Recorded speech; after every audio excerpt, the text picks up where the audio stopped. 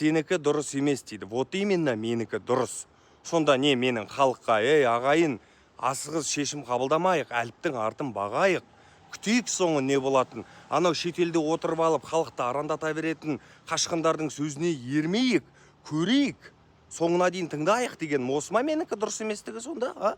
Мен халқым арандап қалмасын, бірдеңеге ұшырап қалмасын, халқымның барлығы аман болсын дегенім осы ма сонда менікі дұрыс еместігі?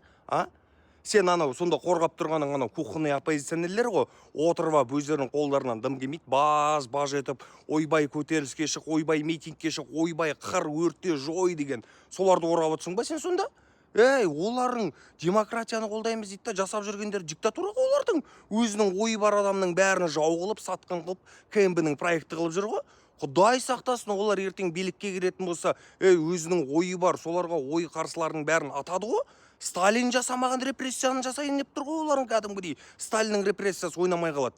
Отырып алып Тоқаев жамандай береді. Тоқаев не деді бүгін жиналыста? Айтты, ағайын деді. Болмайды бұлай 20% НДС деген. Халықпен ақылдасыңдар деді. Барлығына бірдей 20% НДС қойып тастауға болмайды деді. Азық-түлік, күнделікті қолданысқа ие заттарға НДС салуға мүлдем болмайды.